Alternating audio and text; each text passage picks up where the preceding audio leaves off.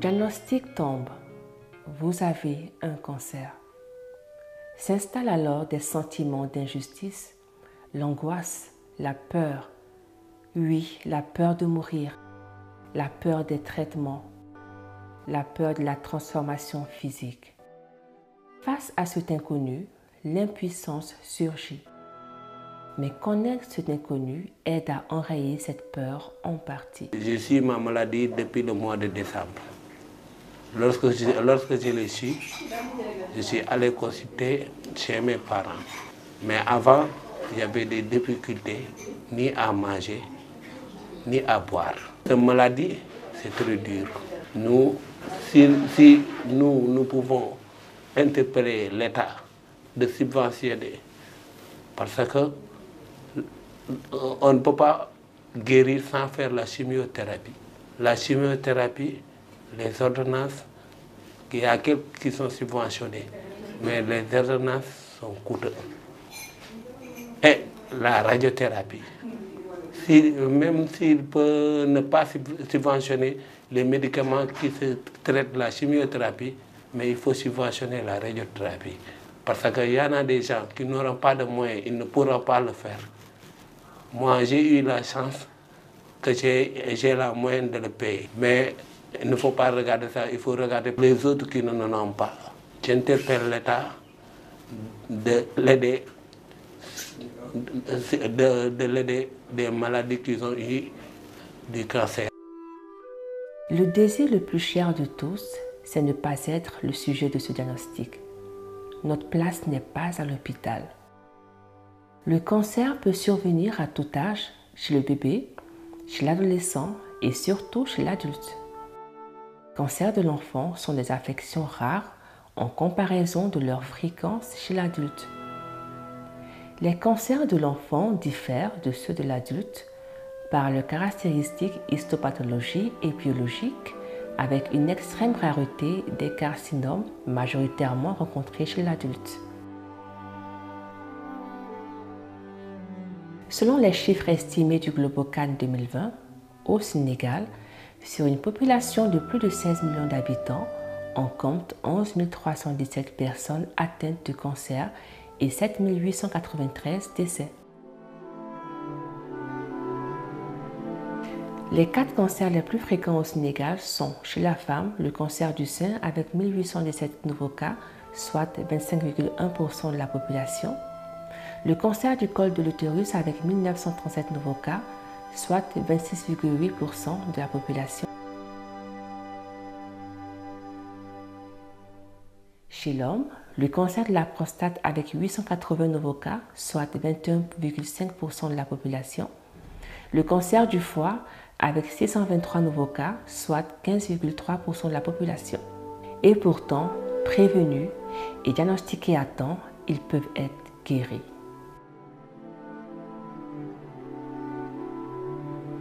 Le cancer est une maladie provoquée par la transformation de cellules qui deviennent anormales et prolifèrent de façon excessive. Ces cellules déréglées finissent parfois par former une masse appelée tumeur maligne. Les cellules cancéreuses ont tendance à envahir les tissus voisins et à se détacher de la tumeur initiale. La causalité ne peut pas être toujours évoquée, mais les facteurs favorisants sont multiples, des fois connus ou non. Pour le cancer de la prostate, la cause n'est pas connue, mais on parle de risques avérés tels que l'âge avancé, la taille, l'origine ethnique et les antécédents familiaux. Pour les cancers du foie, les facteurs favorisants sont multiples. Ils peuvent se développer suite à une longue exposition à plusieurs substances toxiques, suite à une consommation excessive et irrégulière d'alcool, les virus des hépatites, parmi lesquels le plus fréquent est le virus de l'hépatite B, sont des facteurs favorisants et bien d'autres. Pour le cancer du col de l'utérus, il est lié au papillomavirus dont certains sont transmis par voie sexuelle. Certaines femmes, au bout de 8 à 25 ans, peuvent développer un cancer du col. Pour le cancer du sein, 1/10 est lié à l'hérédité. Il peut être aussi dû à la survenue des règles avant l'âge de 12 ans ou à une ménopause tardive. Le cancer du sein peut survenir chez la femme ayant peu ou pas allaité. Le risque peut être aussi légèrement augmenté suite à la prise des pilules contraceptives. L'équipe de la WF1 TV vous plonge au cœur du Centre international de cancérologie de Dakar, un centre de traitement du cancer par radiothérapie et chimiothérapie. Un accueil, une technologie innovante, un suivi. Minutieusement organisé, ce personnel qualifié fait de son mieux afin de fournir une prise en charge personnalisée à ses patients, mettant en avant leur expertise médicale avérée et reconnue, offrant ainsi des traitements certifiés aux standards internationaux. Le centre, c'est un centre de cancer, donc il soigne les 3 types de cancers, tous les organes. Bon, il y a la chimiothérapie, il y a la radiothérapie, mais sauf qu'il n'y a pas de chirurgien.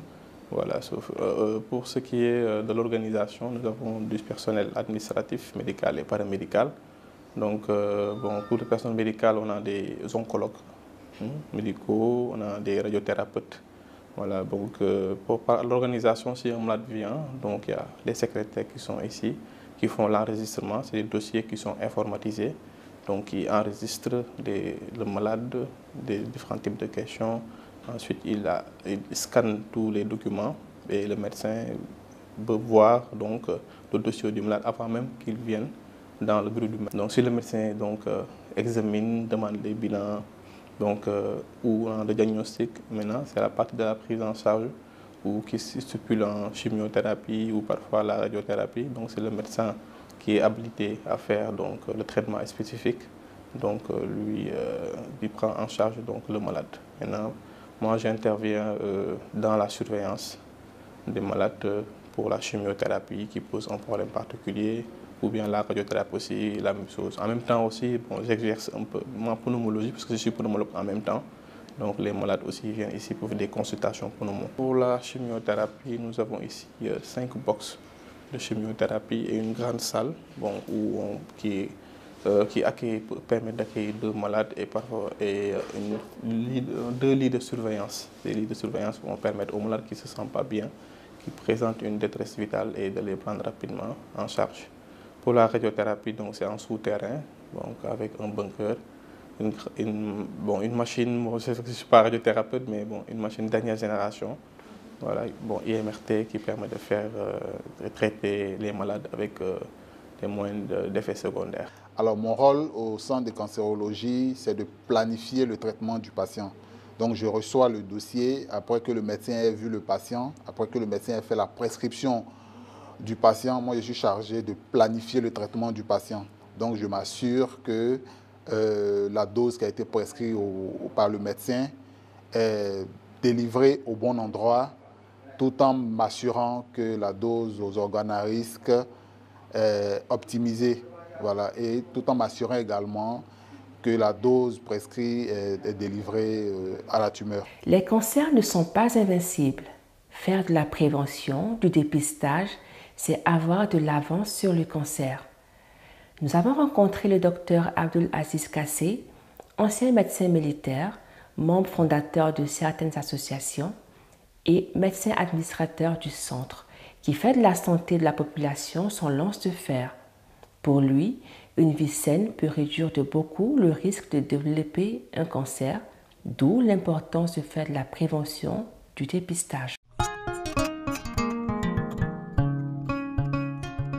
Le soin qu'on donne à une voiture, la prévention qu'on utilise avec les voitures, on ne la fait pas pour soi-même. Quand vous avez une voiture, avant de monter dans la voiture, que faites-vous? Vous regardez s'il y a de l'air dans les pneus. Vous regardez s'il y a du carburant, s'il y a de l'eau, s'il y a de l'huile, si le liquide de frein est normal. Et vous allumez votre véhicule, vous le laissez chauffer avant de partir. Toutes les semaines, vous amenez le véhicule au garage pour qu'on le nettoie à la station-service. Tous les mois, vous l'amenez faire une vidange. Et tous les ans, vous faites la visite technique du véhicule. Mais pourquoi vous ne voulez pas faire la même chose pour le propriétaire du véhicule? C'est ça la question de fond que nous autres Africains devons nous poser. Pourquoi nous ne faisons pas, à titre préventif, 1, de la prévention, 2, du dépistage et 3, bien entendu, du diagnostic. Il faut savoir déjà qu'il y a des cancers qui peuvent être prévenus et d'autres qui ne peuvent pas l'être. Malheureusement, parce qu'on ne sait pas ce qui les favorise. Mais on sait que fumer donne le cancer. Et fumer peut donner jusqu'à 16 variétés de cancer. Il suffit de s'interdire soi-même d'entrer en tabagisme et deuxièmement d'interdire le tabagisme dans votre environnement. Les fumeurs ont le droit de fumer, mais pas d'enfumer les non-fumeurs. Il suffit de sensibiliser les jeunes parce que tous ceux qui commencent à fumer ont commencé à l'âge du secondaire. C'est vers 13, 14, 15 ans qu'on s'essaye à la cigarette et après on se fait prendre au piège du tabagisme. Le deuxième élément de la prévention, il est très important, ce sont les alcools. Je ne dis pas l'alcool, mais les alcools, parce qu'il y a différentes variétés d'alcool. Et ces alcoolisations peuvent entraîner malheureusement, fréquemment, des lésions au niveau de la bouche, des lèvres, de la gorge, de tout le tube digestif pour donner des cancers. Le troisième élément, c'est la nutrition. 30% des cancers également sont liés à notre nutrition. Et donc, il faut une nutrition saine, mais surtout diversifiée, qui privilégie les fruits et les légumes et qui évite les aliments ultra transformés. Si vous regardez sur une boîte d'un aliment qui est transformé, on y trouve des substances qui sont capables d'induire des cancers. Alors que les aliments non transformés, surtout les fruits et les légumes, protègent contre les cancers. Il est prouvé également que l'activité sportive réduit le risque de cancer. Et il est important d'éviter toutes les formes de pollution environnementale qui peuvent être le point de départ, justement, de certains cancers. Donc vous comprenez qu'une vie saine peut réduire de beaucoup le risque de développer un cancer. Dans le cas du cancer de la prostate, après 40 ans, il suffit de faire un dosage sanguin de PSA pour détecter des lésions cancéreuses débutantes, avant même que ne surviennent les symptômes du cancer de prostate. Dans le cas du cancer du foie, malheureusement, le dépistage n'a pas prouvé son efficacité. Mais par contre, la vaccination à la naissance est une solution. La surveillance de certains malades qui présentent ce qu'on appelle des cirrhoses du foie permet de détecter également des lésions de cancer débutants qui peuvent être soignées de façon curative. Dans le cadre du cancer du col de l'utérus, l'idéal, c'est le frottis et le test du papillomavirus. Malheureusement, ça coûte trop cher pour la population sénégalaise. Et on a développé des techniques qui permettent le diagnostic à l'œil, ce qu'on appelle le dépistage par aide visuelle, visual screening.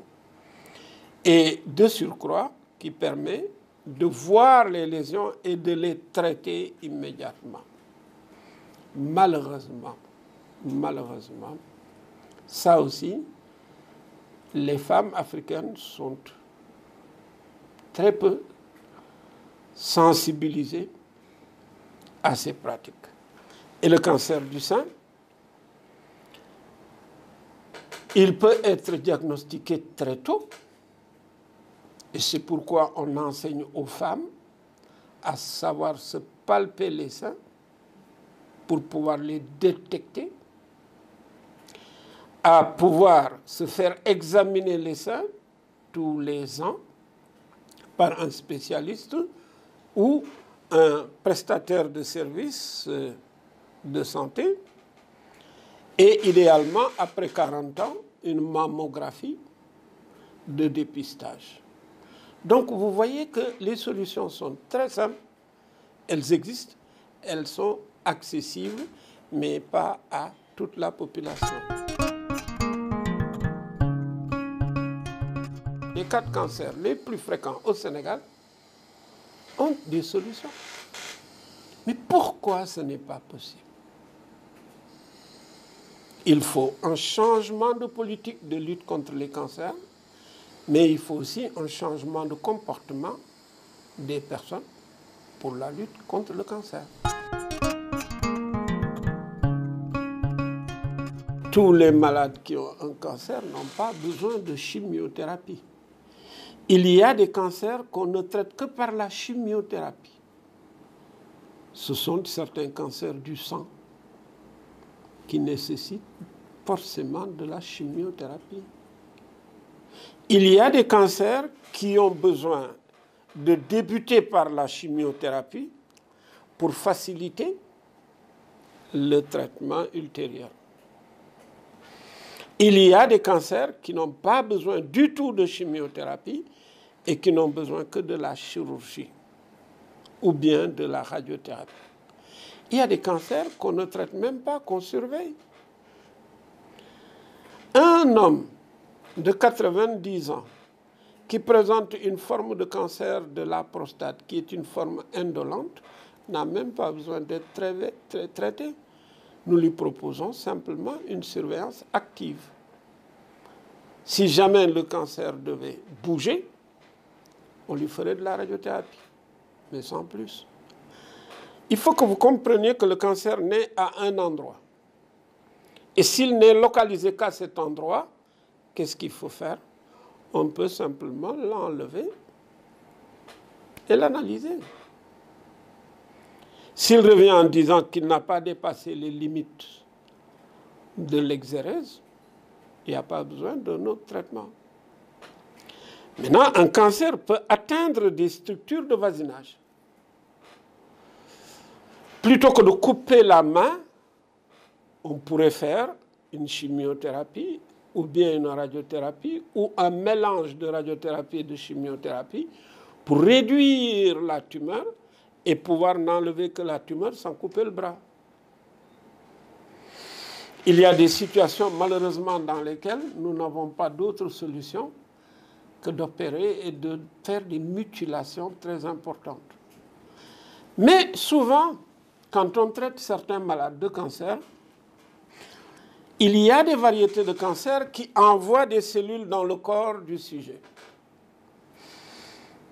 Il n'y a pas d'autre solution que de leur donner des médicaments qui vont entrer dans le corps du sujet et qui vont pourchasser ces cellules qui se seraient échappées. C'est de la chimiothérapie. Donc vous comprenez qu'il n'y a pas une stratégie thérapeutique pour tous les cancers. Il y a ce qu'on appelle des traitements à la carte qui permettent, selon le cancer, son siège, son extension et son pronostic, de choisir un protocole de traitement qui peuvent associer des traitements médicamenteux, de la chirurgie ou bien de la radiothérapie. Je travaille sur les cancers depuis 1984. Je n'ai pas encore vu un malade guéri par des tradipraticiens. Je vous préviens que le jour où je le verrai, j'irai apprendre chez un tradipraticien à guérir les cancers. Il y a dans notre pharmacopée, certainement, des médicaments qui peuvent venir des plantes, mais il faut extraire le principe qu'il y a dans ces plantes pour en faire des médicaments. Mais ne pas mélanger des feuilles, des herbes, etc., en prétendant que ça va prévenir ou que ça va guérir le cancer. On n'en a pas encore eu la preuve. Je sais qu'il y a des plantes telles que la pervenche de Madagascar, d'où on a extrait des molécules qu'on appelle la vincristine. Je sais qu'on a extrait de certaines plantes les épipodophylotoxines qui permettent d'intoxiquer les cellules cancéreuses et de les tuer. Je sais que, extrait de l'écorce d'if, l'un des médicaments les plus efficaces, qui s'appelle le taxol, permet de guérir de façon très claire des cancers du sein, des cancers de l'ovaire, des cancers autres. Je sais qu'il y a des dérivés semi-synthétiques qui comprennent une partie de plantes et une partie de médicaments chimiques qui permettent de guérir certains malades, comme le taxotère ou docétaxel. Par contre, je n'ai pas encore vu de décoction de plantes, ou de racines, ou de feuilles, ou de poudre de plantes qui ont guéri des cancers. Le jour où je le verrai, j'irai m'informer et me faire former. Il est par contre important que la recherche fondamentale aille dans notre pharmacopée traditionnelle pour voir ce que pourrait donner l'utilisation du beurre-bœuf, l'utilisation de telle ou telle autre plante. Ça s'appelle de la recherche. Et un pays qui ne fait pas de recherche est voué à importer des technologies inadaptées. Je suis arrivé à la clinique des mamelles au début des années 2000. Et depuis lors, je tiens un système d'enregistrement. Je peux vous dire que dans les cancers du sein, 82% de mes malades sont encore en vie. 82%. Mais il y en a 18% qui ne sont plus en vie ou qui, de toute façon, sont dans un état où on ne peut plus les guérir. Pourquoi? Ce sont des malades, la plupart du temps, qui viennent trop tard, avec des lésions très étendues, avec des lésions disséminées. Il n'y a plus de miracle possible. Ce sont des malades qui, après qu'on leur ait donné le traitement ou proposé une stratégie thérapeutique, disparaissent. Pour faire quoi? Je ne le sais pas. Je sais que certains vont voir des tradipraticiens qui leur disent ne plus revenir nous voir. Je sais qu'ils voient parfois des collègues qui leur proposent des alternatives. Mais je vois également, et c'est ça ce qui est le plus choquant, des gens qui n'ont pas les moyens de se soigner. Donc vous comprenez qu'il y a bel et bien, comme en Occident, des malades qui, vus tôt, avec le traitement et la stratégie thérapeutique qu'on emploie en France ou aux États-Unis, sont des survivantes du cancer. Malheureusement, il y en a beaucoup qui ne peuvent pas en bénéficier. Dans ma pratique, je les évalue à environ 18% pour lesquels je ne peux rien faire, d'autres que des traitements palliatifs. Malheureusement, ce sont ces sujets qui ont des traitements palliatifs ou qui en meurent qui sont les plus bruyants. Les malades qui guérissent ne parlent pas. Ils se cachent. Parce qu'ils ont peur d'en parler, de dire « Ah, moi, vous voyez, je suis guéri ». Et ils ont peur de conjurer le mauvais sort, disent-elles. Et c'est pourquoi ils ne veulent pas prendre la parole. Mais qui prend la parole? Celles qui ne vont pas bien. Celles chez qui ça ne va pas. Je le comprends. Il y a des choses que je ne comprends toujours pas en Afrique. Ce que nous faisons pour nos véhicules, nos maisons, nous refusons de le faire pour nos corps. Je ne le comprends pas. Et tous les jours, j'ai des images choquantes qui m'arrivent. de jeunes personnes fraîchement émolues des grandes écoles qui m'amènent leur mère couverte et que l'on tient, vous en avez vu dans les couloirs, qui arrivent et le verdict est souvent le même. Je ne peux plus rien faire. Et je les vois s'effondrer comme tout à l'heure, une des filles. Ma mère nous a tellement gâtés et s'est tellement occupée de nous que nous voulions en retour lui redonner encore tout ce qu'elle avait fait pour nous. Et le cancer s'interpose entre ma mère et moi. Et je vois tout de suite, toujours, toutes ces larmes ici dans ce bureau. C'est inadmissible. C'est inadmissible que des hommes de 50 ans, 60 ans développent des cancers de prostate qu'on ne peut plus guérir. J'ai 6 amis personnels qui ont développé en 2022 des cancers de prostate localement avancés. C'est inadmissible. C'est inadmissible qu'au XXIe siècle,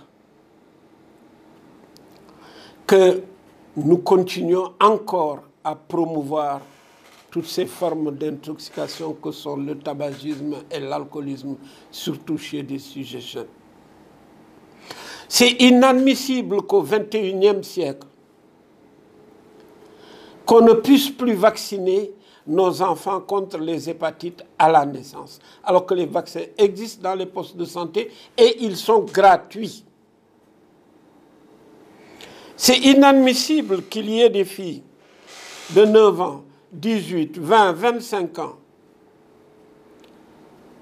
qui ne se sont pas vaccinées contre le cancer du col de l'utérus, alors que ce vaccin est gratuit. Les doses de vaccins sont en train de périmer dans les postes de santé du Sénégal. C'est inadmissible, alors que le frottis existe, alors que le visual screening existe, que le dépistage existe, que les femmes ne se fassent pas dépister. C'est inadmissible qu'au Sénégal, qu'il y ait des mammographies et que les femmes, après 40 ans, n'aillent pas faire leur mammographie. Octobre Rose doit continuer à être un mois de sensibilisation. Ce serait dommage que l'on se cache derrière Octobre Rose pour le 1er octobre. Que du 1er octobre au 30 octobre, qu'on fasse beaucoup de bruit et que le 1er novembre, qu'on s'arrête pour attendre octobre suivant. Le cancer ne tue pas les femmes qu'en octobre. Il tue les femmes pendant toute l'année. Il ne me faut pas des octobres roses, il me faut des années roses. Il me faut des années roses. Octobre rose, c'est très bien pour sensibiliser. Pendant Octobre Rose, nous voyons 2000, 3000, 10 000 femmes. Vous savez combien de femmes ont besoin d'être dépistées? 3 500 000. Il ne faudrait pas que les femmes, au lieu d'aller se faire dépister de janvier jusqu'à octobre, disent « j'attends Octobre Rose ». C'est un mauvais calcul. Octobre Rose ne pourra pas permettre de voir toutes les femmes. Cancer du col de l'utérus, cancer du foie, cancer du sein, cancer de la prostate, cancer de l'estomac et tout autre cancer peuvent être combattus s'ils sont détectés à temps. Pensons dépistage, pensons prévention. Il existe des traitements efficaces pour lutter contre les cancers lorsque ceux-ci ne sont pas à un stade avancé.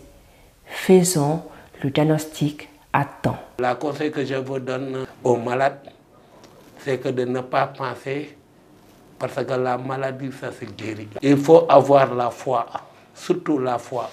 Si vous avez la foi, vous avez 1000 chances de sortir avec positivité si ça malade. Le conseil que je pourrais donner à mes frères, à mes soeurs, c'est de vraiment se dépister, voilà, parce que le cancer, quand il est dépisté de façon précoce, il est facilement pris en charge et on peut guérir du cancer. Pour lutter contre le cancer, il faut un diagnostic précoce. Parce que le plus souvent, les malades ici au Sénégal, ils viennent dans un stade donc, tardif. Donc le fait de faire un diagnostic précoce, ça permet non seulement de gagner du temps et rapidement parfois de guérir donc, le cancer.